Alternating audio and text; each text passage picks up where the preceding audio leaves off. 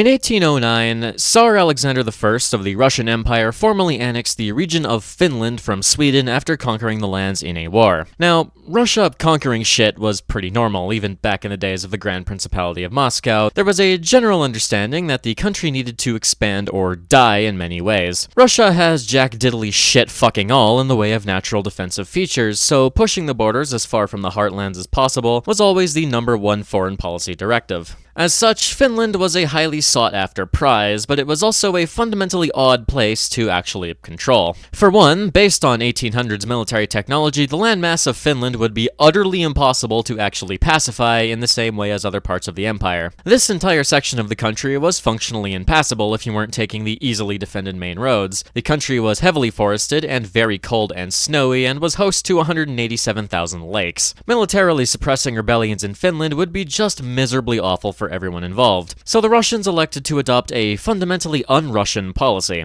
Just let them do their thing. Russia only really needed these parts of the country, which secured St. Petersburg from land attack and allowed them to essentially seal the Gulf of Finland through some strategic fort and ship placement to protect it from naval attack, so controlling the rest wasn't really necessary. The Finns were also a fairly chill people at this point, and were willing to be chill with their new overlords if they just left them the fuck alone. So, a compromise. Finland stays loyal to the throne of Russia, and in turn, the Russians leave them to their own devices. With this came a rather unprecedented move, with the establishment of the Grand Duchy of Finland in 1809, granting the Finnish people a frankly unheard of level of autonomy within the empire. The Grand Duchy is a funny little historical quirk. The primary goal of the Russian administration was to make sure that Finland didn't go back to Sweden, which proved an interesting task. Swedes made up a solid 15% of the population of the country, but basically the entire aristocracy of Finland was Swedish, and Swedes owned the majority of the commercial enterprises in the land, and Swedish was also the language of government and business. The educated classes were also almost entirely Swedish. Meanwhile, Finnish was generally the language of the commoners and the clergy, and a cohesive Finnish national identity didn't really exist just yet. So the Russians looked at this and decided that the best course of action was to awaken Finnish nationalism. As a result, the amount of leeway the people of Finland had was frankly absurd in comparison to the rest of the empire. When Alexander I spoke at the first Finnish Parliament Convention in 1809, he declared that Finland had been raised to the rank of nations. The Finnish language was formally encouraged to be taught and practiced in schools and daily life. The regions of Karelia that had been seized in prior wars with Sweden would be transferred to the Grand Duchy, expanding its economic and cultural stability. Finland was given a czar-appointed senate that could petition the government, as well as its own imperial diet, although this was dismissed immediately and not reconvened until 1863. Finland was also allowed to control its own borders, maintain its own justice system and police force, collect its own taxes, and have its own budget, and Finns were totally exempt from serving in the Russian army. Later in the century, further concessions were granted. In the aftermath of the Crimean War, the Finnish language was raised to a language of government alongside Swedish. After the 1863 Polish uprising, Finland's loyalty was rewarded by Alexander II, who himself was a big supporter of the Finnish people. He reconvened the Diet and gave the duchy legislative autonomy, and Finland was allowed to establish its own currency, maintain its own army, and supervise its own industrialization, with a new generation of highly educated Finns being given the freedom to run the duchy with relative impunity.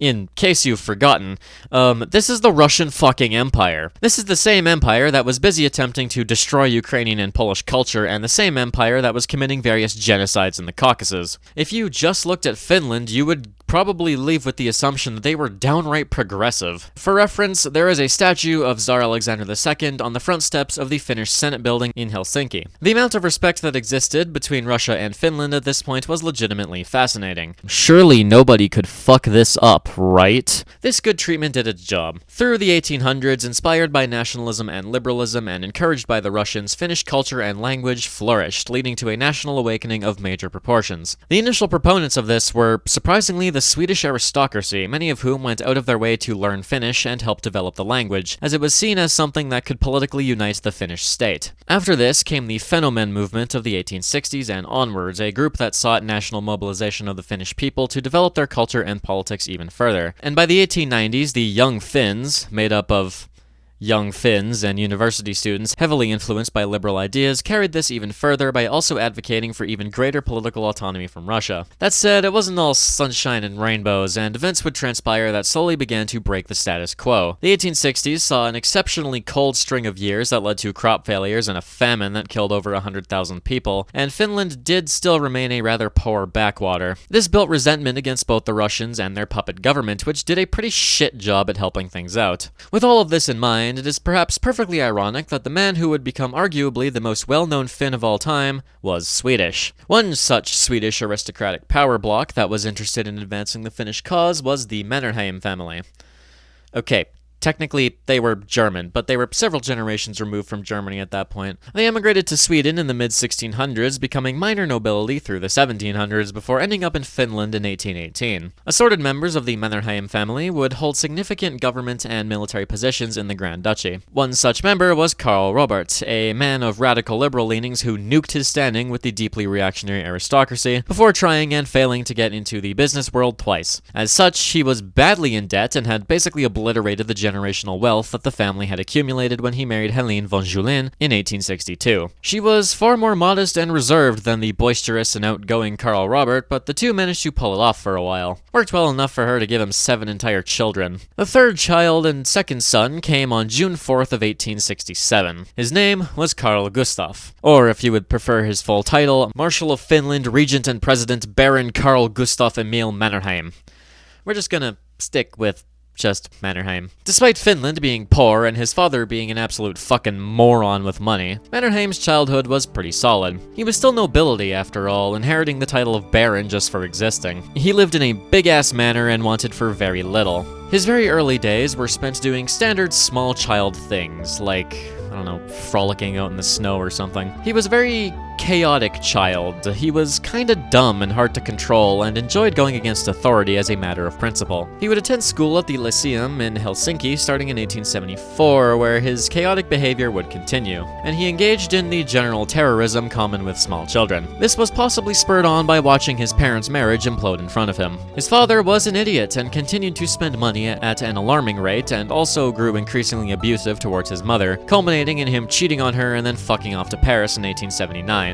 Most of the family's assets needed to be liquidated to pay down even a portion of the people he owed money to, but the family was able to keep the house thanks to the intervention of Carl Roberts' sister. This still meant that Helene needed to raise 7 children, mostly on her own. In 1879, Mannerheim would be expelled for committing citywide vandalism with some friends and was sent to Hamina to join the Finnish military cadets. After 2 years of extra schooling, he would pass the entrance exam of the cadet school in 1882. Interestingly, languages of instruction were Swedish and Russian, which were Mannerheim's first and third languages, respectively. In fact, his second was French and his fourth was English. Finnish was his 5th fucking language, since the little Finnish he had learned as a child disappeared pretty quickly, and he didn't actually relearn it until after the country gained independence. Funnily enough, Mannerheim was never really a big Finnish nationalist, despite being the icon of Finnish nationalism. He was fundamentally a man who went with the flow and did what he thought was best given the context of the moment, and at this point he only really cared about advancing his own career. Hence, no need for Finnish or nationalism because he was joining the Russian army. If nothing else, the military life worked wonders for his rebellious and shit-disturbing attitude. He could deal with most of the bullying and hazing by being built like a brick shithouse. He was 6'2" and toned as hell, and by having that strong personality. And his grades would gradually improve over the course of his time there. However, you can't really take the shithead out of the child, and after 4 years he was dismissed for an incident where he broke curfew to go on a pub crawl and promptly got blackout drunk and passed out in the house of a well-known frat bro, for lack of a better term. Upon his exit, he elected to try climbing the military ladder in a more direct way by applying to the Nicholas Cavalry School in St. Petersburg, passing the entrance exams in 1887. As the population of Finland was growing increasingly agitated and nationalistic, demanding greater rights and autonomy as the Russians increasingly attempted to rein them in, Mannerheim saw his future in Russia. St. Petersburg struck him so hard that he was a lifelong supporter of both the empire and the ideas of imperial glory and power. The cavalry school saw him tutor under a certain Mikhail Alexeyev, and he matured significantly during his time there. He also got really fucking good at riding horses. He developed such a love for horses and the cavalryman ideal that it would directly impact his comprehension of military development for the rest of his life. He completed his exams in 1889, doing very well in everything except for that one time he got shit-faced and tried to fight an officer, so he only came second in his class. He applied to join the Life Guards Cavalry, basically the Imperial Royal Guard, but was initially rejected because, he tried to fight an officer when he got drunk. Instead, his first military posting was in the city of Kalisz in Poland, of all places. Onwards and upwards, I suppose.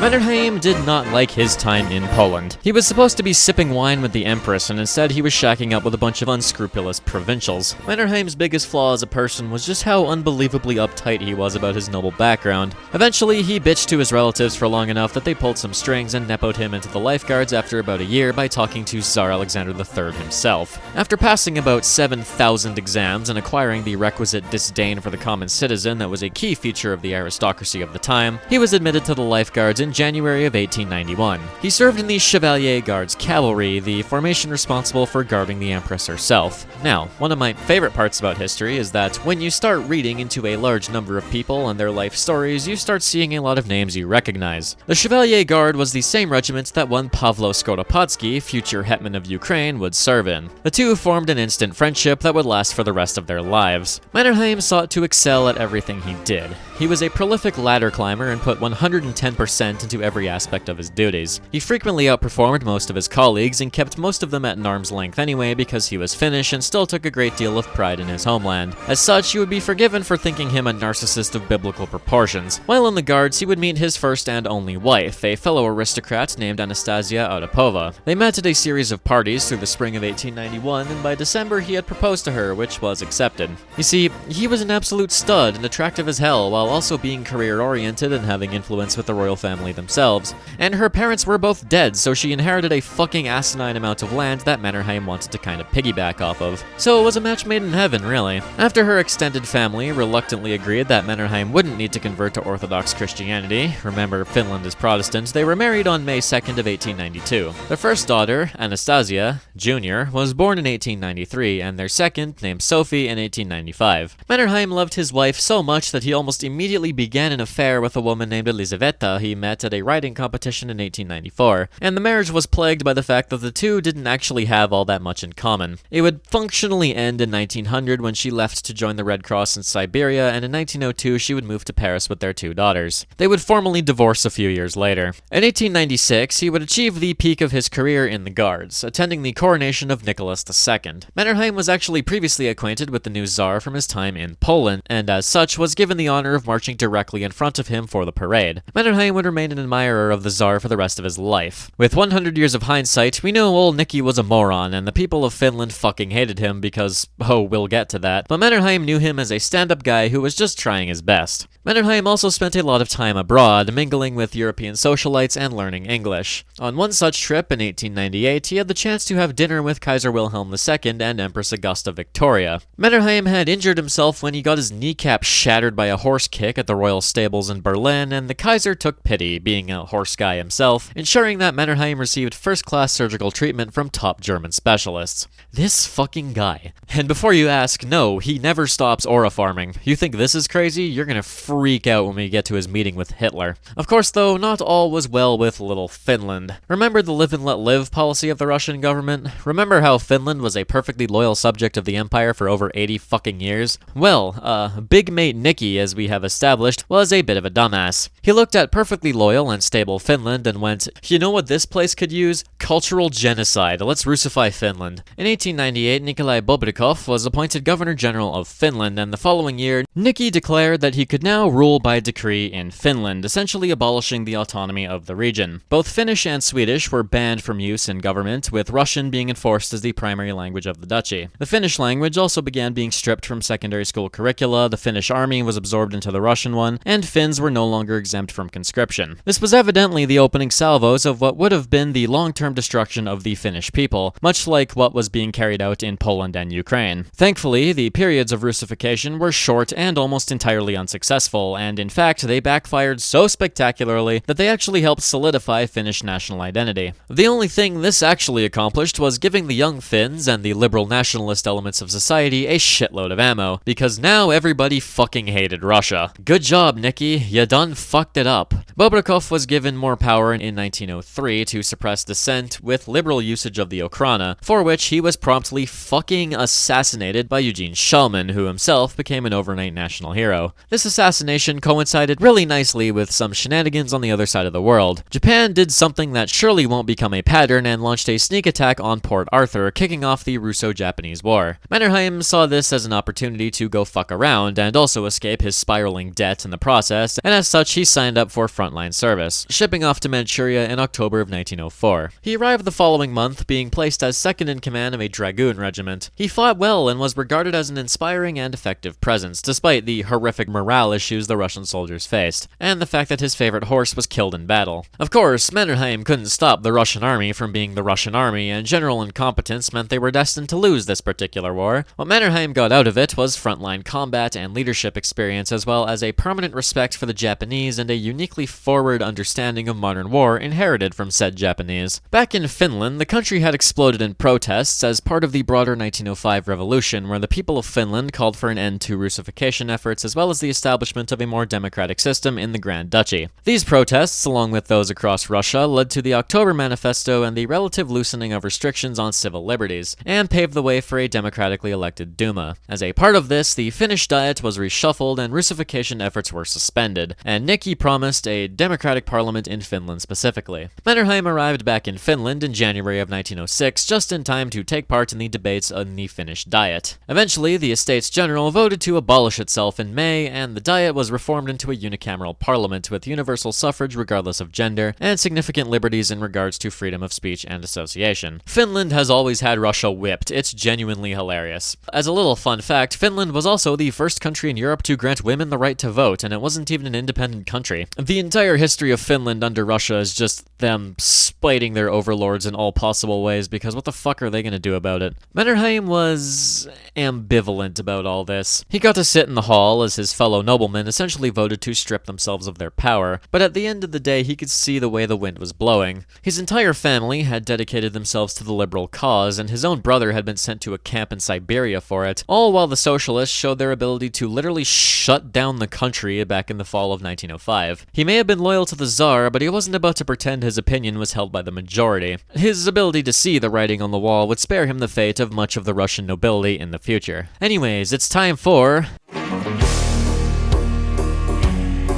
Now, I don't know if you know this, but all Finnish people must undertake a vision quest in Central and Eastern Asia. Do not fact-check me on this, I run the channel and everything I say is, in fact, canon. The Russian General Staff had asked Mannerheim if he would be willing to go on a super-secret spy mission across Central Asia and China, where he went, sure, why the hell not? The Russians, having gotten their asses kicked by Japan, figured that maybe bullying China would be more their speed, and wanted him to do some recon. He was to be joined by some Cossacks, guides, a translator, and a couple of porters, and set out on his journey in July of 1906. His first stop was Tashkent, from which he crossed the border and began his tour of North China in Kashgar, in Xinjiang. He spent the next 2 entire years gradually traveling east. He went on an absolute adventure. The fall of 1906 saw him crippled by arthritis in a small Uyghur village for most of November. During one crossing of the Tian Shan range, he and his entire party almost died in a horrific snowstorm in March of 1907. He interacted with all sorts of people, and while his anthropological studies were a cover for his spying, by the end he was just having a good time experiencing all of these cultures. As it turns out, the cure for chauvinism is literally just experiencing the world, and Mannerheim emerged as a person with a deep respect for cultures he had been raised to see as beneath that of Europeans. Near the tail end of the trip, he even got to meet the fucking Dalai Lama, to whom he gave his revolver as a gift. You ever just give the spiritual leader of Buddhism a gun?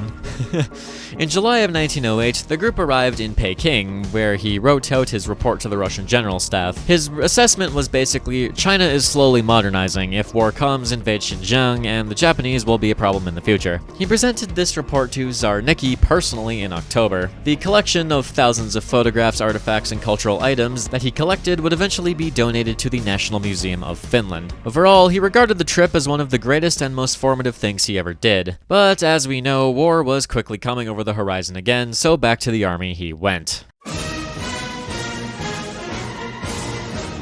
As a reward for his service, Mannerheim was placed in command of the 13th Vladimir Ulan Regiment in early 1909 and was sent back to Poland. Mannerheim immediately began retraining the regiment based on his experiences from the Russo-Japanese War, making himself known as a tough but incredibly fair commander who held the complete respect of his men. He was so good at whipping the regiment into shape that in 1911 he was promoted to Major General and sent to command the Lifeguards Ulans in Warsaw. In 1914, he was placed in command of an entire brigade that consisted of both the Vladimir and Lifeguards regiments as well as some artillery, and he was promoted to Brigadier General. His time in Warsaw was a time of supreme chilling. His income had increased considerably and he got to participate in the Polish aristocratic communities and their high life. He actually got along really well with the Poles since they could bond over both of their people being oppressed by the Russians. Of course, Mannerheim was still pro-Russian, but he'd gotten good at biting his tongue. As we know, some bumfuck Austrian dies and everyone kinda loses their cool. Mannerheim was, of all places, in Germany when the mobilization orders came down, so he scrambled back over the border to get his boys ready. Mannerheim almost immediately fucking dies in his first combat encounter in August, and it is immediately apparent that the age of cavalry is at its end. Then in September, he screws up and badly misjudges a particular encounter and gets multiple cavalry squads slaughtered in an afternoon. Whoops. This permanently altered his psyche, and he shifted from an aggressive and flamboyant cavalry commander to a much more cautious and slow leader almost immediately, with his men having a much better survival rate going forward. Despite his love for horses, he was very quick to disavow the role of the cavalry as an independent defensive force in the war going forward. Fucking evil Semyon Bediani be like, yes, I shall adapt to the rapid advances in military technology and tactics. In 1915, he was placed in command of the 12th Cavalry Division, which in 1916 was transferred to Romania. It continued to perform well in combat, but the Russian army was beginning to disintegrate. Finland was also getting agitated. Mannerheim was pissed when he found out that Finns were flat refusing to join the Russian army, and thousands were instead going to Germany at the behest of a group called the Jaeger movement to join their army in the hope Finland could be wrested away from Russia. While Mannerheim saw it as treason, he said nothing. That said, it did create a permanent distrust of Mannerheim amongst the Jaeger officers and many others within Finland, which will cause some issues later. In early February of 1917, Mannerheim returned to Finland for some rest, having a chance meeting with Tsar Nicky on his trip up. He spent some time in Helsinki, which was a fucking beacon of stability at this point, and on his return trip south, he found himself in Petrograd just in time for the February Revolution. Woof. He managed to escape the chaos relatively unscathed, but he did get a little concerned as he watched Russia fall into chaos and the soldiers start setting up councils and threatening to kill their officers. As a part of the dissolution of the empire, Mannerheim was promoted to lieutenant general in May of 1917 and placed in command of an entire cavalry corps. This lasted until September, when in the aftermath of the Kornilov Putsch, which Mannerheim did support, he was sacked while on sick leave in Odessa and told to fuck off back to Finland. His return was delayed by a series of strikes, and then the October Revolution, after which he elected to take his chances, because if he stayed in Odessa, he was probably going to die. He brought along a couple of his most trusted allies and set off for the north. In Petrograd, he was almost lynched by a group of Bolshevik Red Guards, spending a week in the city before basically sneaking out at a moment of relative calm. At this point, Mannerheim's singular goal was mobilizing the country to stop the spread of the revolution to Finland. Secondary goal would be restoring the Russian Empire. He still wasn't a believer in Finnish independence necessarily, so it was a bit annoying to learn that Finland had already declared its independence before he got there.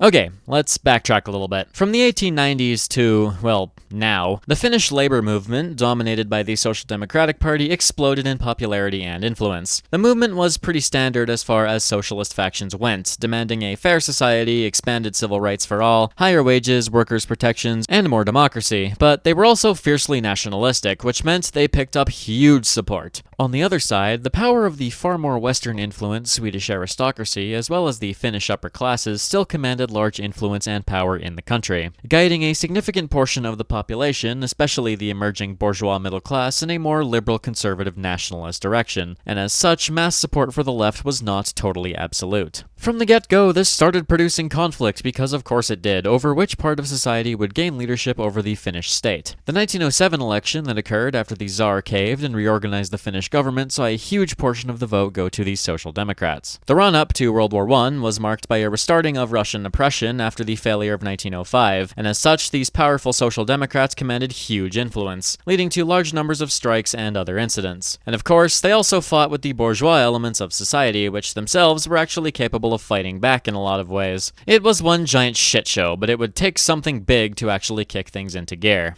With the collapse of the Tsardom, the provisional government threw up their hands in a bid to gain sympathy and basically granted Finland legislative independence. This only half worked. The Finns still hated the Russians for their Russification attempts, and as such generally refused to support the provisional government and its attempts to maintain control of the situation. The Finnish left would also shelter numerous high-ranking Bolshevik figures at various points in 1917, and the provisional government was powerless to go get them since Finland was now essentially hostile territory. Good job, Nikki. The left and right forces in Finland started fighting the fucking nanosecond restrictions were loosened, spurred on by the general collapse of the situation in Russia, crippling Finland's economy and causing authority to essentially dissolve. The police ceased to be a relevant force, and both Red and White Guard militia units began being formed across the country. In July of 1917, the Social Democrats, who had a supermajority in parliament but significantly less power in the newly formed Senate, attempted to pass a bill that increased parliamentary power, so the conservative factions went and bitched to the Russians, who sent the army into Helsinki to dissolve parliament and overrule the bill. This did nothing to ingratiate the Finns to the Russians, and the provisional government could count on no support from the north if, say, a revolution in Petrograd were to break out. Whoops. The following election saw them lose their supermajority, with many Social Democrat voters sliding even further to the left in face of this renewed Russian oppression. But that didn't stop the new government from appointing an entirely conservative cabinet, which did absolutely nothing to calm tensions in the country. The Soc Dems organized a general strike, the Germans started funneling weapons and trained Finnish troops into the country, Lenin starts pressuring the Finnish left for a revolution to cover their asses in Petrograd, then the left splits over the idea of said revolution, and then Red Guards start executing people, with the whites responding in kind. Basically, the only thing the two sides could agree on was nationalism and independence. As such, this was declared without much issue on December 6 of 1917. This political shitshow was rapidly spiraling out of control as the Bolshevik government formally recognized the independence of Finland on December 31st, after parleys from both the Conservatives and Social Democrats, which came into effect a few days later. This was honestly a pretty brilliant play on Lenin's part. By being the first to recognize Finland, it undermined Germany's efforts to fuck around with the country, and it simultaneously increased popular support for the left. The Finnish left was rather nationalistic, and Lenin figured he could gaslight the Social Democrats into a revolution if he got the ball rolling. And roll that fucking ball would.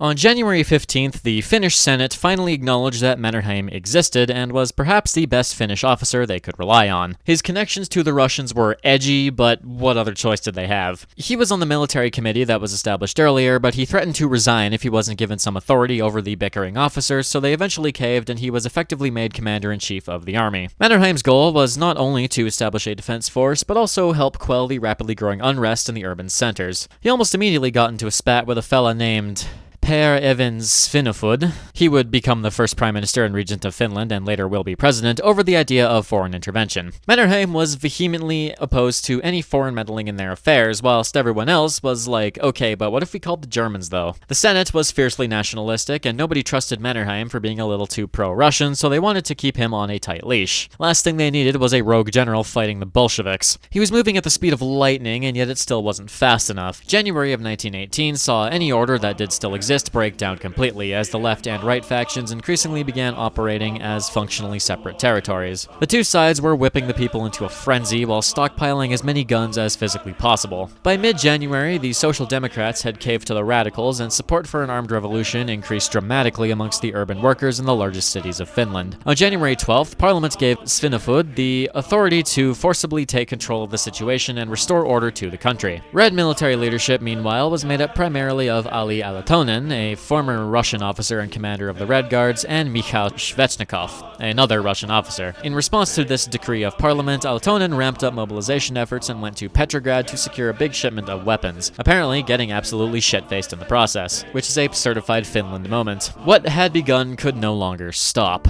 Mannerheim set up in Vasa, and on the 21st he issued the order for mobilization of the White Guard formations he was able to set up. He integrated the Jaegers into the command structure and gave them roles in training as many men as fast as possible. He also went about disarming the politically neutral Russian garrisons, which he succeeded in doing without much difficulty thanks to his roots and connections, giving his men access to desperately needed equipment. 3 days later, on the 24th, the first shots of the Finnish Civil War rang out over the Karelian Isthmus. After sufficient gaslighting of the Social Democrats and Trotsky not so subtly threatening to invade Finland with Russian sailors if the Finnish revolutionaries were pussies, on the 27th the Red Guards in Helsinki mobilized, taking over the capital and hoisting the red flag. Much of southern Finland was in their hands in a couple of days, as they could count on their sizable support amongst the urban working classes. This put the Reds in a really good spot. If you didn't know, if you draw a rough circle that runs around Helsinki, Turku, and Tampere, that's about a third of Finland's entire fucking population, and at least in 1918, over 3/4 of the country's industry. The starting condition of the Finnish Workers' Republic almost exactly mirrored that of the Bolsheviks over in Russia. Mannerheim and the Whites would have a mountain to climb.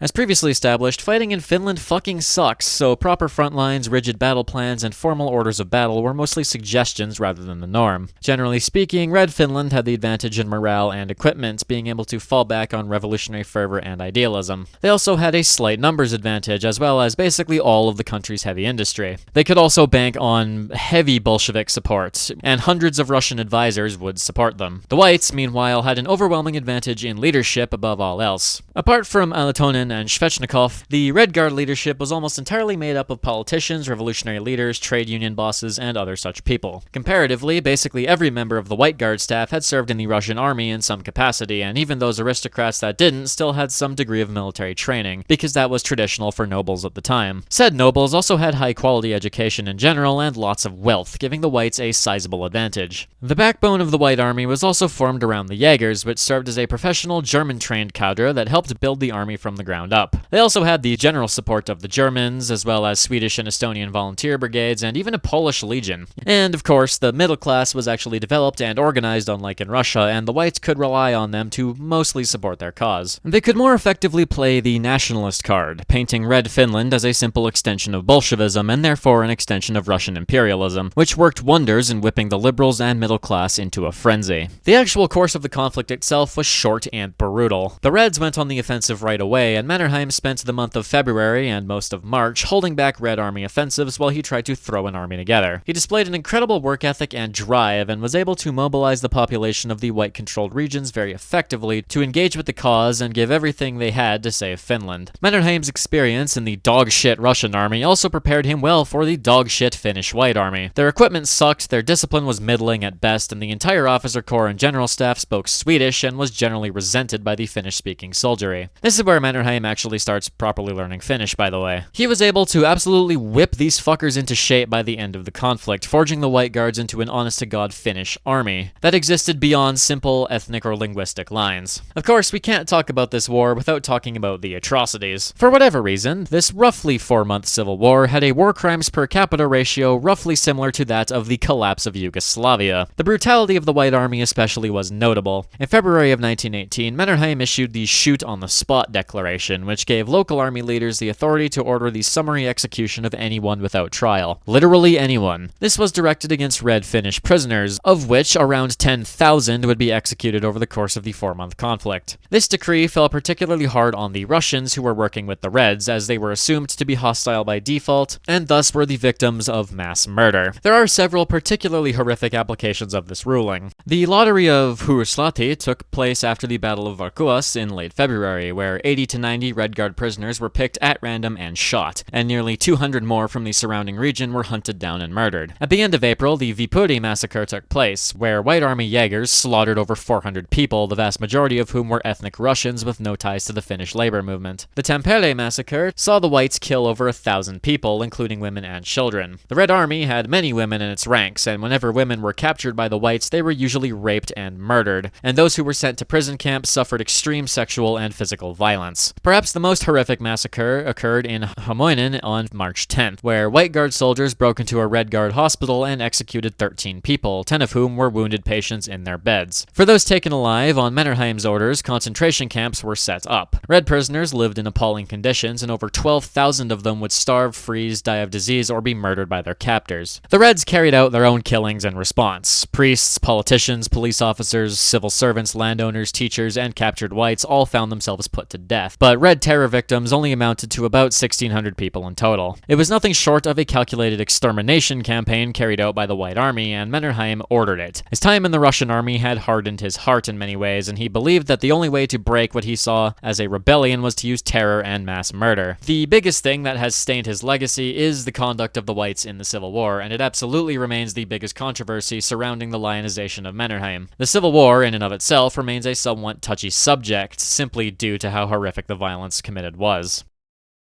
Regardless, the war still needed to be won, and Mannerheim didn't care how many bodies he needed to pile to do it. But it seemed that the odds were stacked against he himself personally, by his own side. By March, his Russian and Entente support was beginning to cause issues. Those German-trained Jaeger troops tried to fucking assassinate him at one point before he was able to wrangle control over them. Mannerheim also clashed with the Senate, which had gone behind his back and accepted German help. He was outspoken against it, but he kinda had to keep his head down for the moment. Then, after the talks at Brest-Litovsk broke down and plans for Operation Faustschlag were set in motion, the German High Command settled on a greater intervention in Finland to stem the Red forces there. In the meantime, Mannerheim was determined to not let those fuck-ass krauts upstage him in his own country. So in mid-March, he launched the Battle of Tampere, the longest and bloodiest battle of the war. He also ordered that the funny arrow button be clicked, and the whites went on the offensive everywhere. By April 6th, Tampere had fallen, and the Reds were functionally broken, collapsing rapidly over the next few weeks. What the Germans didn't tell Mannerheim was that this intervention was actually an invasion. On April 3rd, an entire German division lands in Hanko and makes a break for Helsinki, which fell on the 14th. Now Mannerheim was pissed. The Germs were suddenly popular with the white government, and Mannerheim wasn't about to let them get one over him. He was far too prideful for that. On May 5th, the last Reds surrendered, and Mannerheim hightailed it to Helsinki for a big-ass parade that the Germans were banned from partaking in. All of the propaganda painted this as Mannerheim's victory, and his time as one of the Tsar's guards taught him exactly how to showboat. His parade was so excessive and magnificent that even the Germans went, fuck, yeah, he's got us there. This catapulted Mannerheim into the position of a savior in the public eye, making him a celebrity overnight. And, because we need our minimum once a video, hey I know that guy, one of the soldiers that marched in this parade was a young Urho Kekkonen. This victory was far from perfect though. The whites were deeply unpopular in southern Finland, and the fact that they executed 10,000 people and thousands of innocents didn't help. The country was also destroyed, tens of thousands of people were sitting in concentration camps, over 1% of the entire population was now dead, and everyone was upset at everyone else. Large parts of the country were suffering from acute starvation, the economy had all but collapsed, and both the red and white coalitions had collapsed into infighting, with the liberal elements of the white movement now threatening to overthrow the government if a monarchy was established. The country was also struck by waves of suicides through the 20s and 30s as severe PTSD took hold for many of the soldiers involved. It would take decades to heal the damage caused by such a short conflict. Surely the man to heal the country is Mannerheim, right? Nope. He resigned at the end of May. He and the Germans were totally irreconcilable, and they had essentially puppeted the Senate, and now people were pushing for a monarchy. A German monarchy. Hell, in October they actually did establish a German-controlled monarchy. Fuck that noise. J.K. Paasikivi, the Senate leader and a massive Germanophile, basically sold the country to the Germans and left Mannerheim to sulk in the corner. He still wanted to crush the revolution in Russia and gain concessions that way, as he firmly believed that Germany was going to lose the Great War, but for now he sulked. He went to Sweden for a while, where he did some negotiating with Western diplomats, and in October, when it became clear that Germany was getting its ass kicked, the Senate hit him up and said, hey, you want to go do some more negotiating? We may have been a bit hasty back in May. We apologize. Pretty pleased with cherries on top. On November 12th, he was back in London, where he did his absolute best to convince the Entente that Finland didn't actually want the Germans there. They basically went, throw the Germans out and hold elections and maybe we'll recognize you. And that was what Mannerheim had to deal with. Furthermore, they also had no intention of supporting his desire to invade Russia, which seemed to him like a dream that was dying more with each passing day. He wasn't entirely unsuccessful though. He convinced the Entente, and especially the United States, to reopen trade with Finland, especially in grain, which was needed to stave off the looming famine in the country. As negotiations drew to a close, Mannerheim received a telegram from Paasikivi. Hey, best buddy Mannerheim, hero of the Civil War and champion of Finland's independence. So, do you want to be king of Finland? Okay, well, not king. Regent of Finland, because the king they wanted couldn't be king anymore because German royalty no longer legally existed for the most part, and the Entente was not about to allow a German king on the Finnish throne. He was essentially handed the status of head of state, which he accepted. He returned to Finland on December 22nd of 1918, and the reception he received was dramatically different than had existed half a year prior. Now that nobody needed to suck Germany's dick, everyone was a lot more accepting of him as the guy that did win the Finnish Civil War and cemented their independence. Even the people of the country rejoiced at his presence. This was, of course, horrific for the ego of a guy who already had a massive ego, but it's whatever. Now, where many others would let this power go to their head and rule through authoritarianism, Mannerheim did not. He was just a chill guy, and his first declaration was for new elections to be held in March of 1919, earning the respect of all parts of society. Said election returned a landslide in favor of Republican parties, including the Social Democrats, who recovered from their failed revolution and returned huge numbers. His reign as regent was rather chill, with him focusing on international recognition, which he received from the United States and the United Kingdom, as well as helping stabilize the political scene. In July, Mannerheim enacted the first constitution of the Republic of Finland, self-abolishing his own position in the process. He promptly lost the following presidential election by a large majority because he just couldn't fucking drop the whole let's invade Russia to bring back the empire thing. The position instead going to Carl Juho Stolberg, who became the first president of the Republic of Finland. This was disappointing because he actually did want to be president, but that was whatever. On the topic of Russia, Russia is still an absolute clusterfuck. Two things to note. One, Estonia is now independent and had succeeded in beating the shit out of the Bolsheviks. And two, Estonia had a big white Russian army under its control, the Army of Northwestern Russia of General Udenich. The Estonian army had taken this rough area and left it in the hands of the regional government of Northwestern Russia. The situation was kinda rough for Udenich. He was technically subservient to Kolchak over in Siberia, theoretically, but in practice answered to Denikin despite his operational autonomy. He relied on Estonia for the continued existence of his army, and as such, he was quite alarmed when Estonia started negotiating with the Reds. He, in no uncertain terms, begged Estonia to drop them in exchange for promising that the Whites would recognize the independence of the country if they won. This was not a deal he had the authority to make, and he was chastised by Denikin. You see, Denikin was a moron who couldn't see past his own nose, and he utterly refused to acknowledge the independence of the various nationalist factions in the Civil War because of some bullshit about Great Russia or whatever. As we know, one such faction was Finland. Udenich was gearing up to attack Petrograd in the fall of 1919 to support the armed forces of South Russia by taking some pressure off of the Moscow front. He could count on British naval support as well as a very loose coalition of the Baltic states who would fight the Reds elsewhere to tie them down. A chunk of the Estonian army would also fight with him directly. It sure would be fucking helpful if someone could help us take Petrograd from another direction. Mannerheim obviously saw an opportunity. He couldn't just let this shit go. Russian counter-revolution was an all-consuming obsession by this point, and it was torpedoing his relationship with Parliament. Basically everyone was very opposed to getting involved in any way. The way they saw it was that the Whites would simply try and subjugate them again if they won. So why help your future oppressor? The Russians had done it before, after all. However, this sign couldn't stop Mannerheim, though, because he couldn't read. Literally, in this case. In July, he had drawn up plans for a literal coup d'etat where he would dissolve parliament and order the army to attack Petrograd and annex East Karelia, but this went nowhere, because everyone apart from some radical nationalists thought it was really stupid. However, through some intermediaries, he sent this plan to Udenich. Mannerheim's condition was that Finland be recognized as an independent state by the Whites, and in exchange, he would try and work his magic to bring Finland into the war. Udenich was on board, but when the request was sent to Denikin, there was no response. He would not have it, so Finland sat out the Petrograd offensive. This, of course, didn't stop Mannerheim from trying to sway public opinion. In November, he published an article that basically said, if we help the Whites, surely they will feel gratitude, while if we don't, the entire world will blame us specifically for the rise of the Reds. He was perhaps the only person on Earth that accurately believed the Bolsheviks could actually win without greater intervention, and the fact that nobody else seemed to believe this drove him insane. He probably sounded like a schizophrenic whack job screaming about Bolshevism, and as such, people kinda stopped taking him seriously. As we know, his vision would come to pass. Without Finnish offensive support from the north, Udenich got so close, but so very far. Trotsky was able to crash in reinforcements and drove Udenich back. His army collapsed by the end of 1919, with the Bolsheviks recognizing Estonian independence and reiterating their recognition of Finland. The Reds were nothing if not pragmatic. Unlike the Whites, they were willing to let parts of the empire fall away if it meant securing the core. Finland may not have totally changed the outcome of the war, but the course of late 1919 and 1920 would have been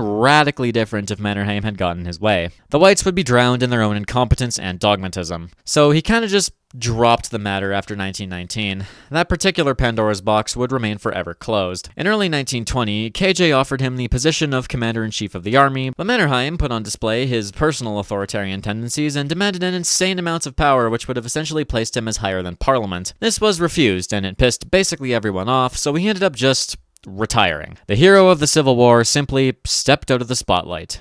He would not return for another decade.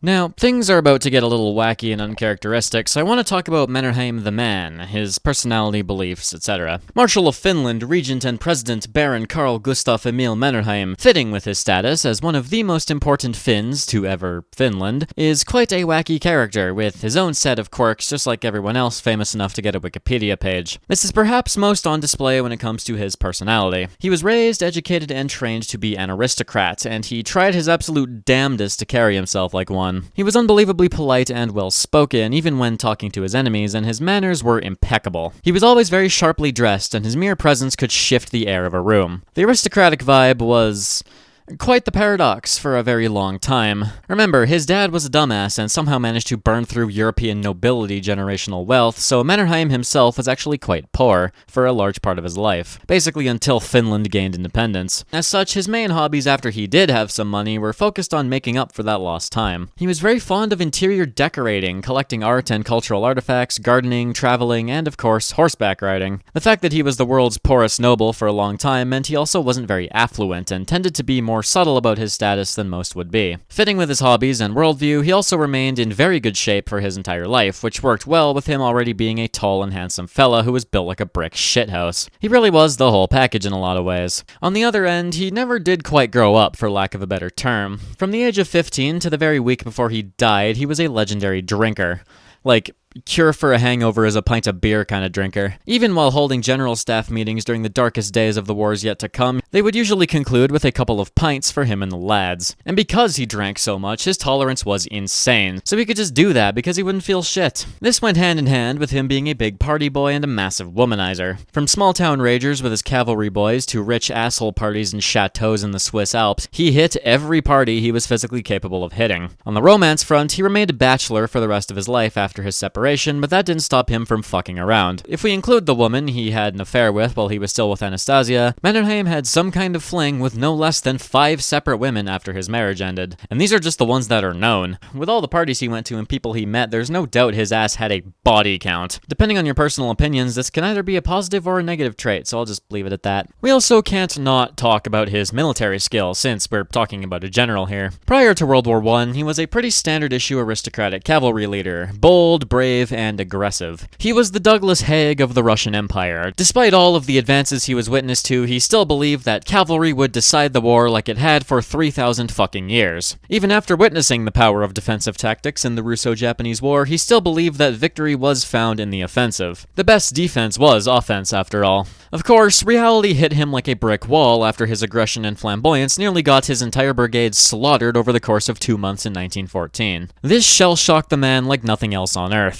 Mannerheim was, if nothing else, a man hyper-aware of the consequences of his actions, and the lives he threw away would weigh on him for the rest of his life. As such, he became much more slow and cautious. The primacy of the assault cavalry was superseded by the power of the dragoons and mobile infantry, with Mannerheim's tactics taking a more elastic defensive style. Offensives needed to be calculated, launched after the enemy had burned themselves out, throwing themselves at you. This would impact his military decision-making during the Civil War and the wars to follow. True offensive actions were a rarity in Mannerheim's army. The largest occurred in the Continuation War, and even those were comparatively small scale and were mostly used to take control of positions that were easy to defend. Ultimately, Mannerheim became very, very good at running an army that was fighting from a position of weakness, and turning those weaknesses into strengths through the application of advanced defensive tactics. Since he also fought in 5 separate wars by the end of his life, he had picked up an absolute wealth of general military knowledge to go along with this. And of course, he was a very popular and inspirational figurehead to the people of Finland and to all of the troops he led. led. Morale in Mannerheim's army was always high because if nothing else, the soldiers could rest easy knowing that the Lion of Finland still fought on. To put simply, he was a very good military leader. He was well-rounded, effective, and highly respected by friend and foe alike. Finland's history likely ends much differently if he isn't around. Politically, Mannerheim was also quite interesting. The extent of his publicly expressed political alignment was, I hate communism, I don't like democracy all that much, God, I wish we could just go back to the Tsardom. Other than that, though, he tended to keep his cards close to his chest, and as he aged, he became increasingly unwilling to insert himself in politics. Especially after the chaos of the Civil War and the amount of Finnish blood he now had on his consciousness, he was very mellow when it came to national significance. After all, when he did try to get involved in things, it led to a civil war, a coup attempt, and 2 wars with the Soviet Union. And while he wasn't the only reason, or even the main reason, that those events happened, he blamed himself for everything constantly. As a soldier, he had a duty to defend his nation, and in his eyes, he was failing. As such, he tried to remain publicly apolitical. Some of his associations can give insight into what he believed in, though, as he was swept up in nationalist, authoritarian, and expansionist ideas in the 1930s and 40s. He was a supporter of Greater Finnish ideas and held a desire to annex some or all of Karelia, and he repeatedly considered coupping the government to abolish democracy because he saw it as weak. Despite all this unsavoriness, though, he remained quite pragmatic and was repeatedly a foremost advocate of peace with the Soviets, despite always kinda wanting a Greater Finland. When he did enter the political scene, his focus was exclusively on the military. After his first failed presidential run, he never again willingly sought civilian power. Instead, he directed his energies towards control over the military. His main belief here was that the military could not be trusted in the hands of the civilian government and needed to be left to the professionals. As such, when he was placed on various councils and military positions, he dedicated his energies to expanding the independence and authority of the military and his own positions, and constantly fighting with every fucking defense minister the government appointed. This naturally led to a whole lot of conflict with the civilian government over the military. 99 times out of 100, this ends like the Roman Republic, but luckily Mannerheim was disinterested in anything other than national defense, and held up his end of the bargain and never challenged the civilian government on civilian matters, and also kept the generals in check through his sheer aura and authority, keeping the lid on any major military dissent. Mannerheim's army was clean, disciplined, and loyal, and this would absolutely save Finland in the wars to come. Of course, we also can't ignore the big dumb elephant in the room. He was of course associated with Hitler by virtue of military alliance. His opinions on Nazism were mixed. He liked the anti-communism and authoritarian part and basically nothing else. His preferred outcome would have been a German monarchist restoration. He had no real interest in corporatism or any of the other fascist economic stuff, and he was more content to just co-opt their general style. He never showed himself to be particularly anti-Semitic or even racist towards Slavic people at all, and he had nothing but good things to say about the Russians in particular since he had spent so much of his life around them. Hitler was basically a useful idiot in his eyes, someone that could potentially be allied with in a war against communist Russia and basically nothing else. So once again, he is overall fairly complicated, but ironically a lot more one-dimensional than many other people I've covered. He is deserving of criticism for many things, don't get me wrong, but if you want someone who has mastered the apolitical boring military man archetype, then he's your man. Anyways, we'll re-enter the timeline with his resignation. For the first time in 37 years, he was simply Mr. Mannerheim. The 1920s would be completely devoid of any high office for the man, and he kinda just existed as a public figure and dignitary. In the fall of 1919, he went on a 6-month European escapade, and when he returned in February of 1920, he found that a donation fund had been set up in his honor, and he was now the proud recipient of 7.6 million Finnish marks. As such, he could finally have a noble fortune for the first time in his life, and he could live more than comfortably in his retirement. He was now 53, so Lord knows he could use a fucking nap for once. He moved into a big-ass manor that he essentially designed himself in an upscale coastal neighborhood of Helsinki and kicked his feet up. As it turned out, he had a big knack for art and interior decorating. The manor itself is now a museum, and it looks pretty damn cool, I must say. He literally spent a solid decade just doing shit, living his life as a member of high society, meeting all sorts of people, traveling Europe, going hunting in the Austrian Alps, and being vaguely associated with far-right ultranationalist movements. He even went hunting with the fucking king of Nepal at one point.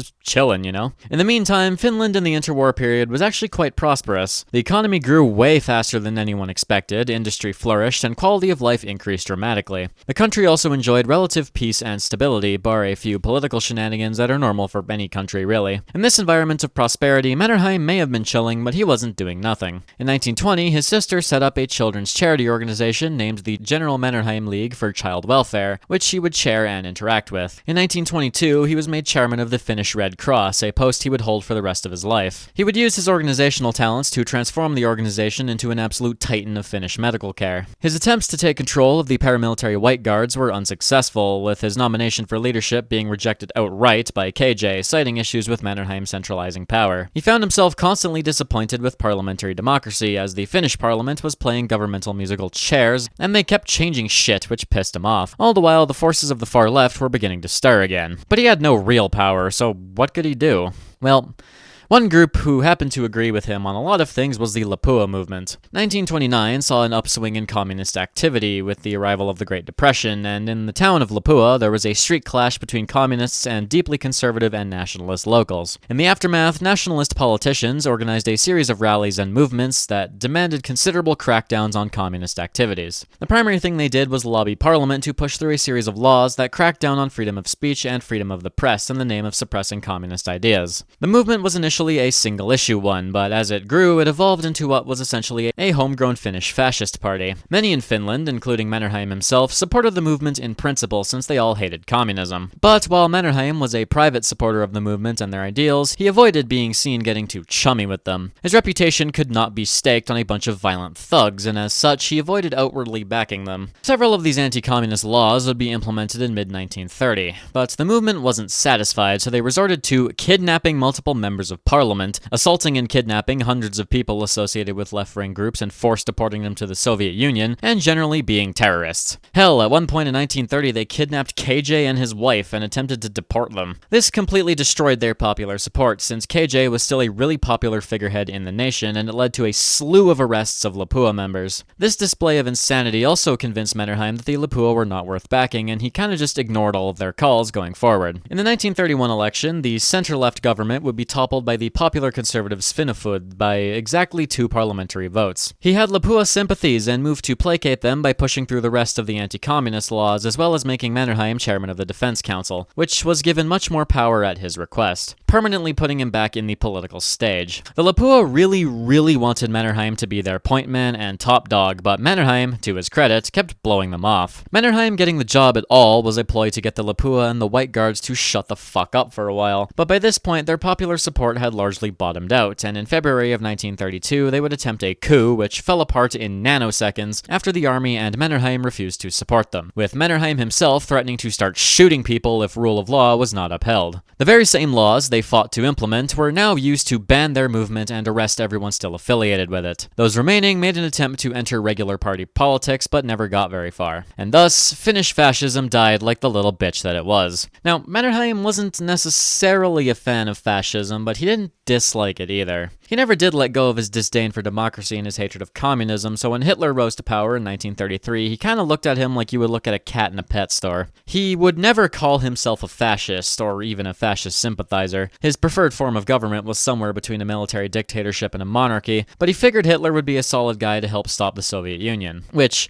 with the power of hindsight, was a catastrophically inaccurate call. The early 1930s saw the Soviets become a big problem again, and as such, a lot of time and money was poured into the Finnish military. In May of 1933, Mannerheim received the honorary promotion to Field Marshal. This gave him even more prestige and influence, which he used to push the government towards increased defense spending. He saw war with Russia as inevitable, so better to be prepared for it. He was not optimistic. As such, basically everything he used his political power to accomplish related to aiding Finland's ability to stand against the Soviet Union. He supported the idea of a Finno-Swedish defensive alliance to help both countries maintain independence against both Hitler and Stalin, but this did not manifest like he wanted. He managed to get the government to spend upwards of 30% of its budget on the military some years, and he went out of his way to promote Finnish and Swedish reconciliation as a part of reinforcing national unity. Another big thing he pushed for was greater cooperation with Sweden in fortifying the Åland Islands. Interestingly, the Soviet Union actually supported the Åland Conventions when they were proposed, but on the condition that Finland do a territory swap. The Soviets wanted some islands in the Gulf of Finland in exchange for Finland getting some land in East Karelia, which Mannerheim pressured the government to accept. accept, but the nationalism was too strong and as such, no convention. Mannerheim was fundamentally a man willing to see the bigger picture. Some minor losses now would be more than made up for by strengthened ties to Sweden, but the government didn't see it that way. Mannerheim was utterly convinced that Russia was gearing up to invade them again, and the failure of an alliance with Sweden sent him into a full-blown panic attack. An impending war was basically the only thing he started talking about, and people were beginning to think he was going quite mad in his old age. Making matters worse were further political shenanigans. By 1937, the rightist National Coalition had been pretty decisively routed as the national political pendulum shifted back towards the center-left. The presidential election saw Kyösti Kallio of the centrist Agrarian League take the helm of the nation, and he and Mannerheim didn't get along very much. Broader society was in a much more peace and prosperity mindset, and as such, despite the big military spending, people didn't really take the Soviet threat as seriously as Mannerheim would have liked. So in May of 1939, he pulled the classic, "Mwah, do what I want or I will resign, mwah,"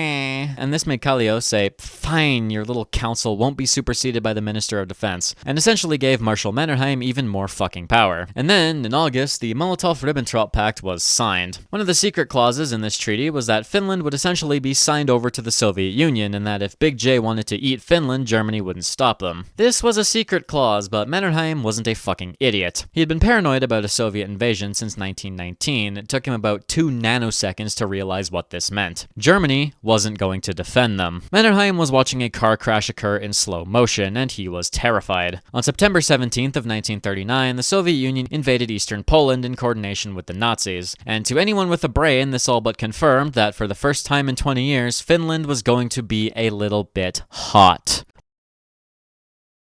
On October 5th of 1939, the Finnish government got a letter. I wonder who it's from.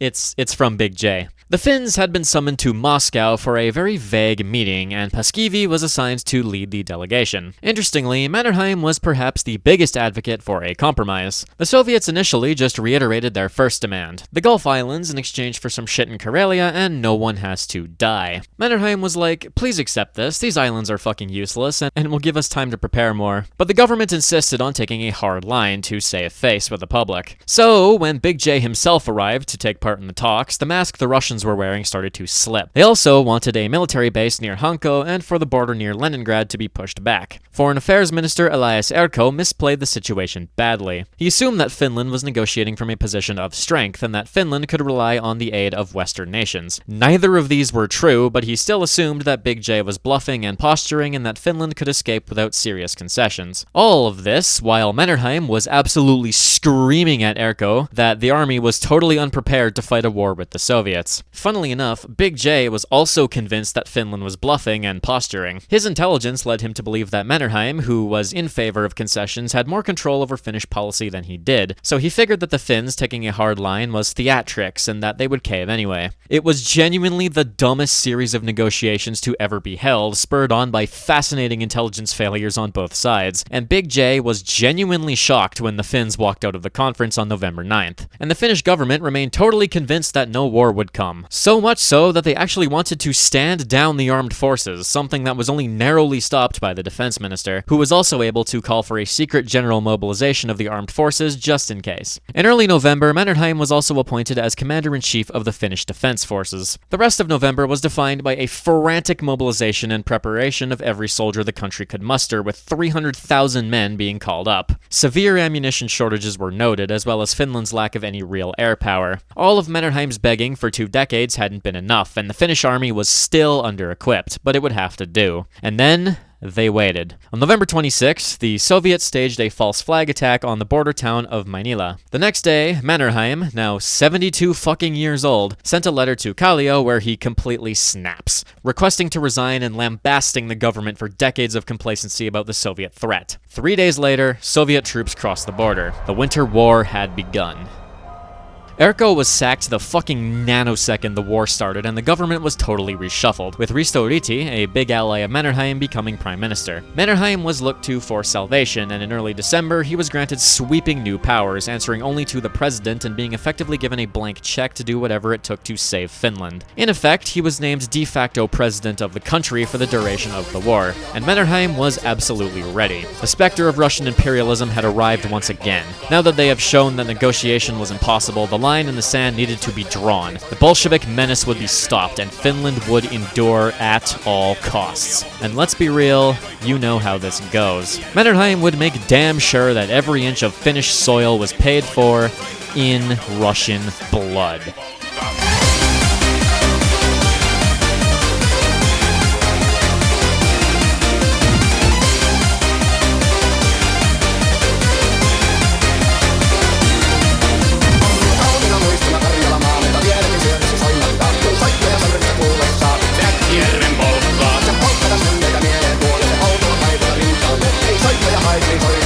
Säkkijärven polkka, nuoren ja vanhan se tanssiin vie. Ei sitä polkalle märkää sen kanssa on vaikka vieron tie. Säkkijärven polkka, siinä on lippuvat laineitten, siinä on huojota honkien. Harjala poika tietää sen, Säkkijärven polkka.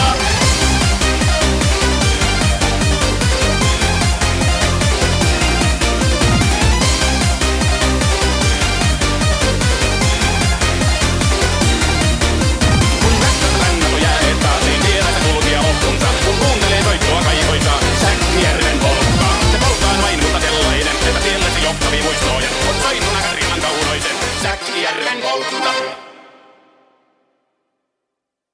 God, it's fucking beautiful, isn't it? Most of you likely know exactly how this war went. The Soviets went in expecting a decisive victory, the Finns would roll over and die, and they would destroy Finland's independence once again. 3-day special military operation having lunch in Helsinki with Big J and crew. Well, they went in totally unprepared and got their asses kicked to such a degree that it totally destroyed the international perception of the Russian military. The Finns had a better understanding of the terrain and had considerably higher morale, as well as some good old-fashioned ingenuity, which proved to be utterly devastating. The Finns became masters of the ambush and the encirclement, making use of the fact that Soviet troops were not trained for deep snow to catch them with their pants down on the easily choke-pointed roads. They refined the strategy of the petrol bomb into the Molotov cocktail, a dirt-cheap and horrifically effective weapon against Soviet tanks, which very often outran their infantry and were left unsupported and vulnerable to attack. Soviet troops froze to death by the thousands, while the Finns broke out the skis to zip around the frigid countryside in relative comfort. And of course, we can't forget about this motherfucker right here. Simo motherfucking Haya, the deadliest sniper in human history, dropping an absolutely insane 500 plus Soviet soldiers with an unscoped Mosin Nagant in less than 4 months. The Soviets were literally pioneering counter-sniper tactics that are still used to this day to try and deal with this fucker, and he still lived until 2002. And the Finns were just like that. They fought like absolute hell to defend their homes, and the Soviets paid dearly for it. They didn't start making serious progress until Big J totally shook up command, and several desperate army reforms were brought in to at least somewhat raise Soviet combat effectiveness. Simple shit, like escorting your tanks with infantry and giving your troops winter coats were finally brought in fucking January and February, after a month and a half of just absolute slaughter. And even then, the Finns managed a 5-to-1 casualty ratio. It's legitimately fucking impressive. Of course, though, in the end, they did still lose. Finland suffered from a complete lack of offensive capability. They had basically no tanks, a tiny air force, and most critically, very, very limited artillery. Very often, Finnish troops would trap Soviets in encirclements and simply couldn't liquidate them because they didn't have the artillery or weapons for a siege. Ironically, even though Soviet casualties were as horrific as they were, they could have been worse if Finland just had more guns. As such, while Finland fought like hell, they were fighting against an increasing inevitability. Big J got perhaps the most Pyrrhic of Pyrrhic victories in history. Finland simply couldn't keep up with the casualties and equipment losses in the same way the Soviets could. By the time peace was declared, the country was basically out of ammo, and Mannerheim was practically begging for peace. Finland lost more land than was initially demanded. Basically all of Finnish Karelia, as well as some other border adjustments, were added on top of all of their initial demands. However, Finnish independence as a nation was preserved, and they had given the Russians a bloody nose that would make them think twice about attacking again. Mannerheim put everything he had on display, but his lack of any formal general staff training did cause issues. His unique and extraordinary appointment meant that he had basically unchallenged authority, which meant the vast majority of his decisions were carried out. In many instances, this was a very good call, and resulted in effective holding actions and battles, and in many more, it got a lot of people killed. Because he had no general staff training, the Finnish general general staff was kind of just Mannerheim and the 20 guys who were also there, and he was really bad at properly delegating responsibility and actually discussing plans of actions with others. He got into repeated spats with other high-ranking officers over tactics and strategy, and got really bitchy when he didn't get his way. Where he excelled, though, was in his presence. By this point, Mannerheim was a bipartisan hero of Finland. If Mannerheim was still fighting, then Finland was not yet lost. The sheer aura that he exuded gave the Finnish army a flat morale boost, and the fact that he was on his 4th fucking war meant that despite his deficiencies, he absolutely still knew how to kick some ass. He served Russia for 2 decades, he knew how they waged war, and the prior cooperation of the German and Finnish officers meant that he knew how modern war worked to a reasonable degree. He kicked enough ass that Finland without Mannerheim likely loses the war, and much worse than they did. All that said, his role is somewhat mythologized. A nationalist myth around Mannerheim emerged in the years after the war, and several other commanders were scapegoated for some poor decisions made by Mannerheim, but overall, he was an effective and inspiring leader when it counted. Mannerheim did achieve one admirer in this war, though.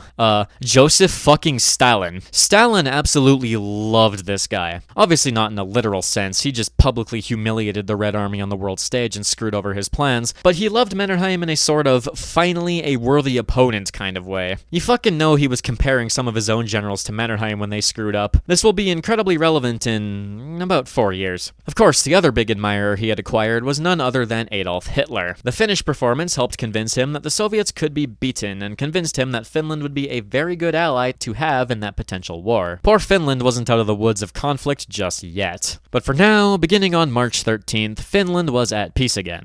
They had lost, but they had survived. March 13th's order of the day, issued to the troops by Mannerheim, he remarked, "Soldiers, I have fought on many battlefields, but I have never seen warriors the likes of you. I am proud of you as if you were my own children." He had emerged from this war a veritable lion of the North, a hero to the nation and a champion of the free world. After 72 years, Mannerheim was finally Finnish.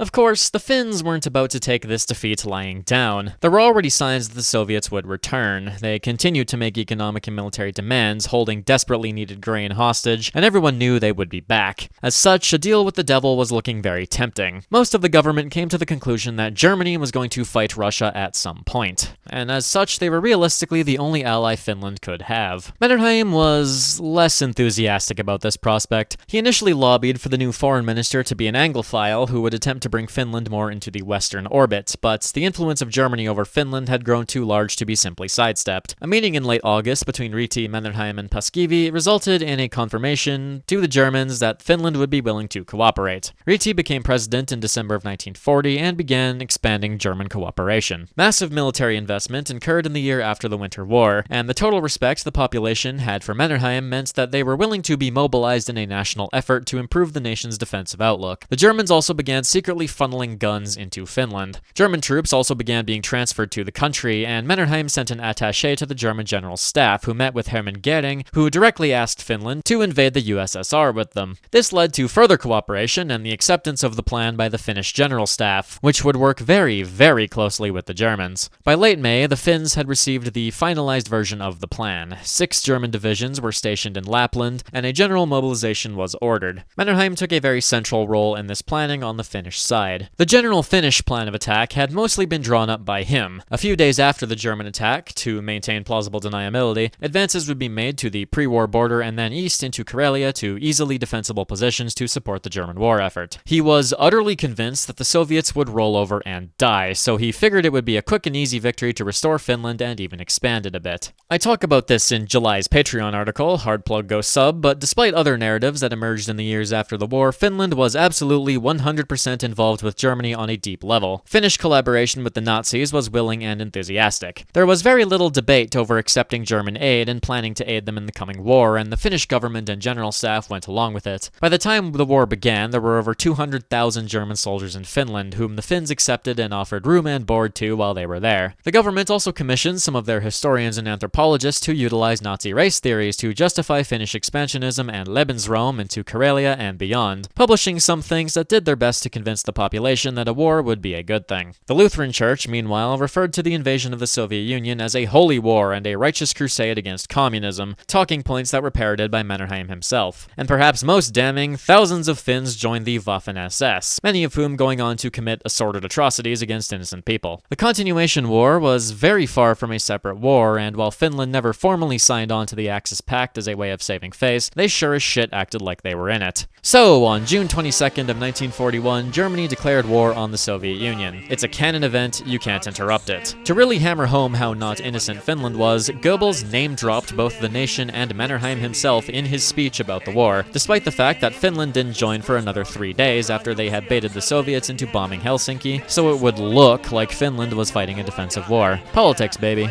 Ryti had to at least maintain the idea that Finland was a democracy and not allied with the Nazis formally, which were both correct in a strictly legal sense, but the latter was a lot harder to justify. In the meantime, the rebuilt Finnish army marched to war, with nearly 500,000 men crossing the border. Mannerheim himself went all in on the nationalist rhetoric. On July 10th, he issued the Sword Scabbard Decree, which openly called for the establishment of Greater Finland, the annexation of Karelia, and the prosecution of a holy war against the Soviets. By the end of October 1941, the Finns had reached their stop lines on the Isthmus and the river Svir between lakes Onega and Ladoga. And then they stopped. The majority of Finns believed that the war was basically over, and they had taken nearly 100,000 casualties in a mere 5 months, so Mannerheim told everyone to stop. And this is where the Finnish lines would stay for nearly 4 fucking years. Minor offensives would be undertaken, but the lines remained remarkably static. The Finnish war experience was overall a rather mixed bag. While casualties were comparatively light, and there was more limited fighting after 1941, the country still suffered greatly, and inflicted great suffering throughout its duration. Due to the near total cessation of trade with much of the world, the country immediately suffered severe shortages of many important goods, and its economy slowed dramatically. Many of the urban centers suffered severe food shortages as early as 1942, and tens of thousands risked starvation after the winter of 1941-42 was one of the coldest in history. As a result, Finland became critically dependent on trade with Germany. By 1944, Germany accounted for 3/4 of all imports and 2/3 of all exports of the Finnish economy, with a huge amount of these imports being foodstuffs, a large amount of which was stolen from Ukraine. The vast majority of their weapons, ammo, and vehicles also came from the Germans, tying their war economy deeply into that of their ally. This, if nothing else, placed Finland on a hard timer. If this war didn't end quickly, the country would either totally slip into German economic control and be functionally stripped of its independence anyway, or society would collapse. Real shitty spot to be in. This also placed Germany in a position to make demands, especially in regards to racial policy, but Mannerheim succeeded in staving them off pretty well. In fact, thousands of Finnish Jews would serve in the army, often alongside the Germans, much to their chagrin. Furthermore, Finland refused to implement any of the anti-Jewish policies that the Nazis had enforced on their other allies, and no Finnish citizen was ever deported to German death camps, with the exception of several non-citizen refugees from Germany and Czechoslovakia after a pro-Nazi official went behind the government's back, for which he would be sacked. Heinrich fucking Himmler also visited Finland at one point and politely requested that the government let them do a little genocide as a treat, but the government, to its credit, told the four-eyed chicken fucker to go away.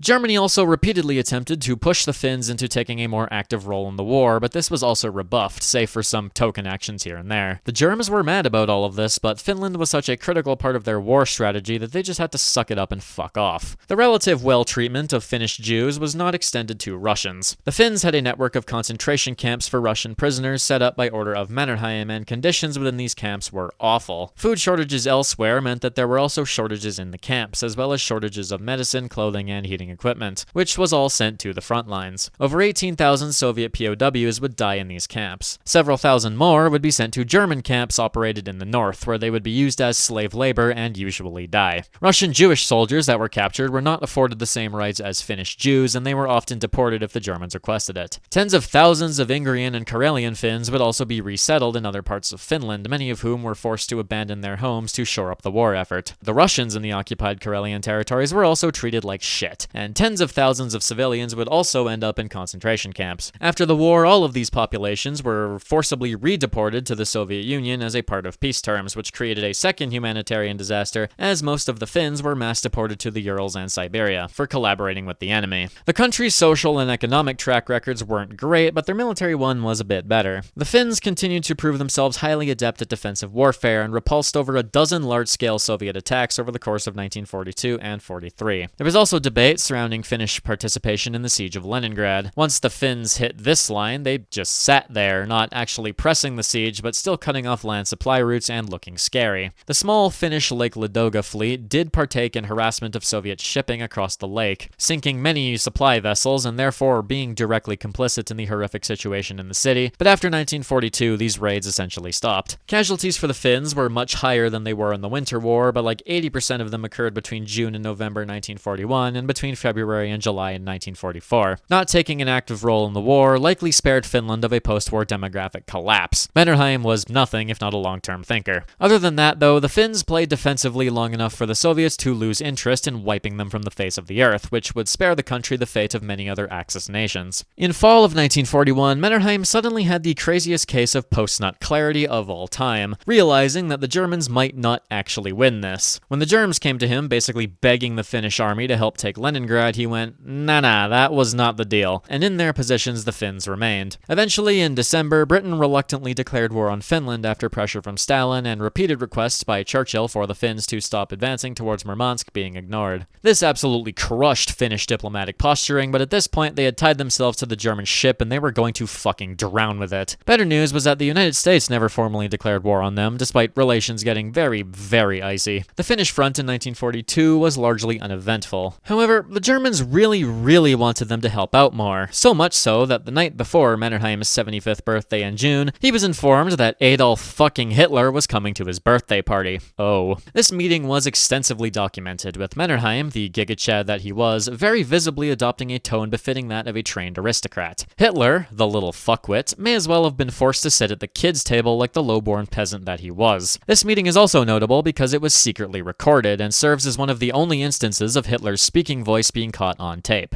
Even Mannerheim was shocked at how calm and respectful he sounded. He didn't directly ask Mannerheim to increase their war commitment, but with the amount he was sucking Finland's dick, it was heavily implied. Mannerheim then proceeded to put him through the ringer. There is a story that is technically unsubstantiated, but I choose to believe it is canon because it is just so fucking based. Mannerheim wanted to figure out whether Hitler was talking from a position of weakness. Now, Mannerheim and Hitler were on two different levels as people. They are literally the Soyjack and Chad meme. At one point, Mannerheim, being the Chad aristocrat that he was, lit up a cigar. Hitler hated smoking. He banned people from doing it in his presence, and was known to be incredibly hostile to anyone that smoked around him. So Mannerheim lights up, essentially saying, "Do it, pussy, tell me to stop." And Hitler didn't say shit. Knowing that Hitler was, in fact, a pussy, Mannerheim promptly rejected Hitler's requests. If you take nothing else away from this video, know that Adolf motherfucking Hitler, one of history's greatest monsters, was absolutely mogged by a 75-year-old Finnish man. Oh, and Riti gave him the honorary title of Marshal of Finland as a birthday gift too, which is also really cool. The next year and a half were rough for the man, however. He was ill constantly due to stress and old age, all the while watching the Axis get their asses kicked through 1942 and 43 on basically every front. At one point in 1943, he got pneumonia twice in 4 months, nearly dropping dead in the process because he was older than dirt at this point, but still having to lead the military as its commander-in-chief. The election of February 1943 saw a broad coalition set up with Riti re-elected, and almost immediately the government started looking for a way out of the war, after the Axis lost 1 million fucking men down in Stalingrad. Germany had failed, Finland had gambled and lost, and now yet again faced the prospect of their independence being destroyed. Of course, it was their own fault this time, but Riti and Mannerheim believed that if the country could extricate itself in a separate peace, it could plead the separate war thing and walk away with a Finland that still existed. The new Prime Minister, Edwin Linkomies, took it upon himself to open secret negotiations with the Allied powers through neutral Sweden. The demands from the US and UK were bleak. This separate peace wouldn't be with the entirety of the Allies, it would be specifically with the Soviet Union as co-belligerent, as the Western Allies supported Soviet demands in this case.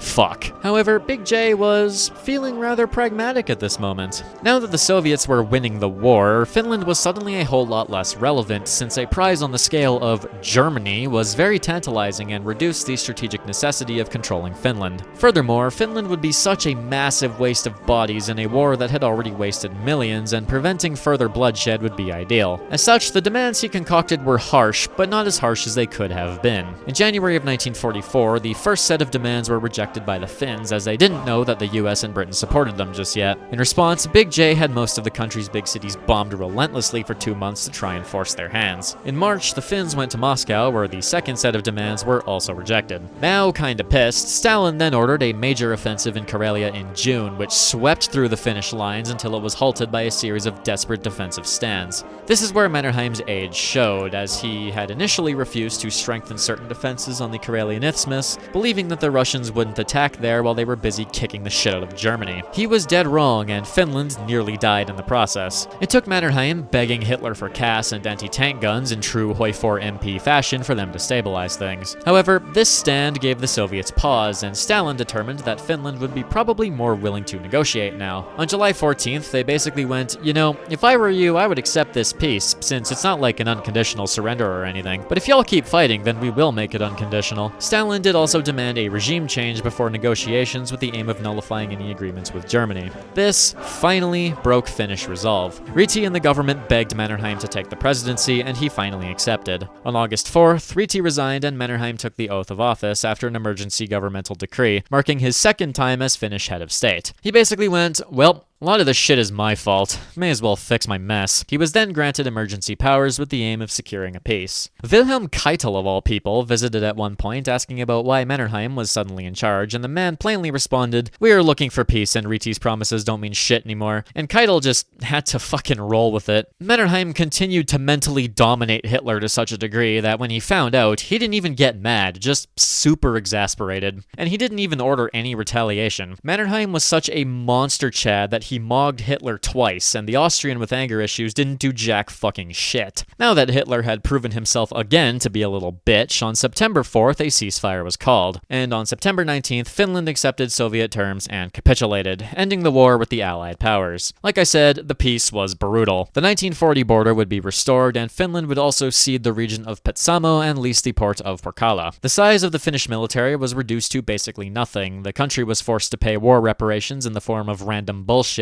and they were forced to both return all plundered resources and resettle the Karelians that had fled the region back into Soviet Karelia. The Soviet and British governments were given legal influence over the Finnish government for 18 months, and finally, Finland was required to declare war on Germany and expel all German troops from the country. It was significantly worse than their Winter War defeat, but critically, Finland would endure as an independent state. And the pot was sweetened ever so slightly. Mannerheim was very pro-peace and was bitching at the government to accept the peace back in February, but his advancing age and ailing health meant he struggled to properly voice his concerns, and he feared the hit to his reputation. Once a noble, always a noble, I guess. But at one point, he received a letter addressed from Big J Stalin himself, personally promising that he would face no punishment or trials for the conduct of the country during the war. And you know this would be followed, because we know what happens to people that disobey Big J. Whether this helped sway Mannerheim is unknown, but it definitely shows an interesting dynamic between the two. Regardless, Mannerheim had guided the country out of its greatest crisis yet. All that was left was holding up their end of the bargain. Hitler continued to be Mannerheim's bottom bitch. When he heard the news of the ceasefire in what was essentially a "it's not you, it's me" breakup letter he received from Mannerheim himself, he basically went, yeah, fine, whatever. Y'all were fucked anyway, that was probably the right call. Now, though, was the issue of all the germs that were still in the country. As part of the peace deal, Finland was forced to actually fight them. In an event that came to be known as the Lapland War, German troops withdrew into Norway and some minor fighting occurred. There were secret agreements between the Germans and the Finns to minimize the fighting required, but Finnish inaction pissed off the Soviets, and they were forced to take a more active role. What resulted was a series of skirmishes and minor German defeats as they retreated. As you may know, though, the primary cultural imperative of the Germanic barbarian is to destroy. As such, they took revenge on their old ally by systematically blowing up all the infrastructure and property they came across in Lapland, utterly devastating the region. They destroyed half of all buildings in the region, nearly 10,000 kilometers of roads, and laid tens of thousands of mines that took nearly 30 years to fully clear. By the end of November, the germs had withdrawn, and both sides kind of just pretended the other didn't exist until the collapse of the Nazi regime in the spring of 1945. Anyways, the chief of the Allied, read Soviet, Control Commission was none other than Andrei Zhdanov, glory to those who look forward. He arrived in Helsinki in October of 1944 and very quickly met with Mannerheim on shockingly amicable terms. He was going to be an important character for the next couple of years, so he needed to be accommodated. This also coincided with the now unbanned Finnish Communist Party restarting its shenanigans, so Mannerheim had more than a few headaches to deal with. J.K. Paasikivi was made prime minister shortly after, and he formed governments, including a communist in there to show the Russians they were serious. And after the 1945 elections returned pretty sizable success for both the communists and the socialists, more of them would end up in government positions, much to the chagrin of Mannerheim. This government also included that Urho Kekkonen guy from earlier as justice minister. I wonder if he's going to be important in Finnish politics in the future. Mannerheim's primary responsibilities were making sure Zhdanov didn't kill them. He proposed a major Finno-Soviet defense cooperation treaty regarding the Gulf of Finland, something that would go on to be adopted in 1948. He was then immediately crippled by illness in the early spring of 1945. Yippee. How is this man not fucking dead yet? This did mean he was in and out of hospice when the Control Commission began demanding trials of Finnish leaders after World War II ended. He went on to leave the fucking country for health reasons in September, right as the law was being shoved through, though, so he wouldn't need to sign it. And Kekkonen worked his magic and got Mannerheim and most of the military out of being put on trial after a required interview interrogation with the Marshal. 8 political figures, including Ryti and Linkomies, were found guilty and jailed for various lengths of time during the trials, lasting from November 1945 to February 1946. Mannerheim had conveniently fucked off to Portugal for his health during this time, and no attempts to eminent domain him were made. On March 4th, he resigned his office as president, transferring it to Paasikivi. For perhaps the first time in his career, Big J Stalin kept his word. Despite being the man most responsible for the continuation war in the first place, Mannerheim would live out the rest of his days undisturbed. In fact, Stalin explicitly ordered both the Finnish communists and Zhdanov's Control Commission to not fuck with or disparage the man. Perhaps Big J had grown to greatly admire Mannerheim as a leader, and in turn, the people of Finland had, perhaps, earned the respect of the Soviet Union. Finland and the Soviet Union would go on to have a fairly productive and prosperous, if always a bit tense, relationship. Finland may have lost the war, but the nation had earned its freedom in the process. Now, Mannerheim could actually retire. He mostly managed his property and his foundation, traveling Europe with an aristocrat woman named Gertrude Arkovali he met in Paris while visiting his daughter, and writing his memoirs with the help of a couple of his former military buddies. In 1948, Finland and the Soviet Union signed the Treaty of Friendship, Cooperation, and Mutual Assistance, which followed many of Mannerheim's early proposals, and officially enforced Finland's neutrality with deference to Moscow. Finland was also forced to not accept the Marshall Plan, and as such, the country grew economically dependent on the Soviets, but otherwise the treaty cemented Finland not being the victim of further Soviet imperialism. Mannerheim was deathly afraid that this would result in a communist puppet being established, but that never ended up happening. Finland's relationship with the Soviets stabilized, and peace reigned. Mannerheim completed his memoirs in early 1950, but he initially did not give the go-ahead to publish them because he wanted to review it some more. He would not live to see them published. In August, he fell seriously ill with pneumonia, and spent multiple months in intensive care before leaving Finland in mid-December for Switzerland to spend Christmas with his mistress. In early January, he suffered a relapse of a prior medical condition, a gastric ulcer, for which he was hospitalized in Lausanne. Unexpectedly, his condition deteriorated rapidly. At 11:30 p.m. Central European Time on Saturday, January 27th, at the age of 83, Carl Gustaf Emil Mannerheim passed away. It is perhaps perfectly ironic that the man who would become arguably the most well-known Finn of all time didn't even die in Finland. The 28th saw flags at half-mast across Finland and unprecedented national unity displayed by people across the country. His state funeral was held on February 4th, after laying in state for 2 days. Over 100,000 people came to pay their final respects, after which he was interred in the Hegemony cemetery in Helsinki. He was buried with full military honors, and with his death, a long chapter of Finland's history drew to a close.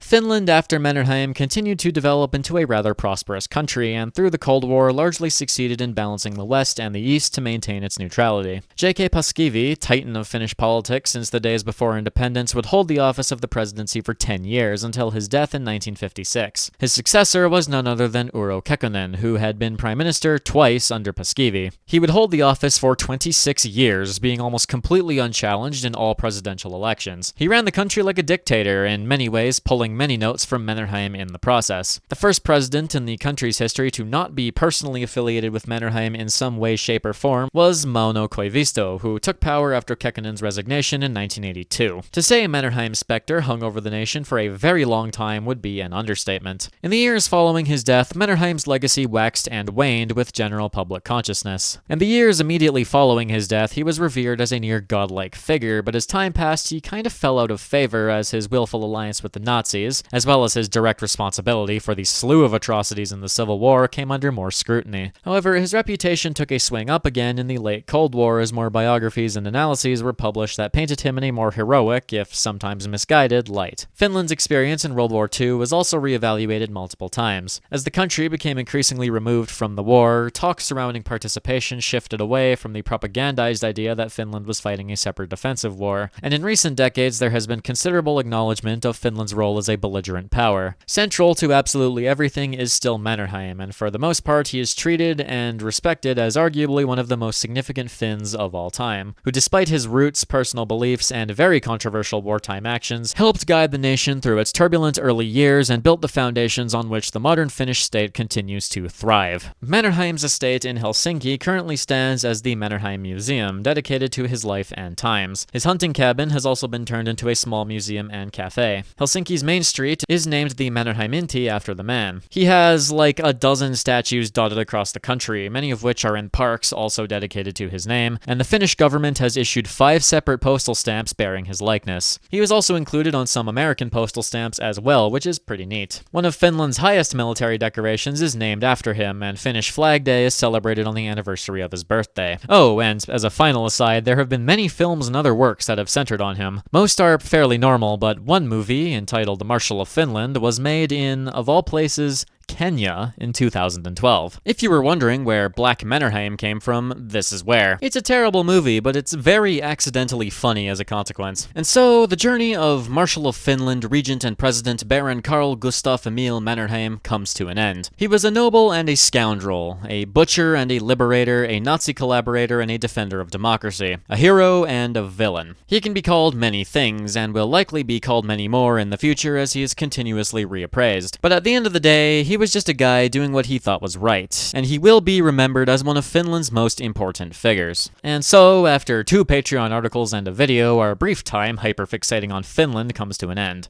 For now. The country will return at some point, just to keep y'all on your toes. Big shout out to the members of my general staff over on Patreon. You folks help keep the war machine running. Extra special shout out goes to Ukrainian Shadow Government, Charles Jalak, Peter Bardos, Ministry of Autismus Affairs, Wolf Commissar, Jonathan Hernandez, Cheese122, A Normal Cow 5, Black Mare, Andrew Deffenbaugh, Jay, Ray Nertz, Ouch That Hurt, Seor, Harper's Ferry Blues, Ziam Z, Greek Nationalist, The Flag and Anthem Guy, Price, The Oil Master, Gangdolf Bangdolf, Arabian Nights, Kim, Ask89, Codename Titten Zebra, L. Walter Doro, Protector of the Faith and General Secretary of the National Salvation Council, Iratman, Billiam Bones, CT Oldsmobile, Comrade Cosmo, and Clever Riley 9. If you too seek to LARP as a late Imperial Russian aristocratic cavalry officer, consider joining my Patreon. Tiers 2 and 3 get access to the Spartan Journal, which is extra content every month. And on that note, I will say that about does it for this video. Thanks for watching, and I'll see you around.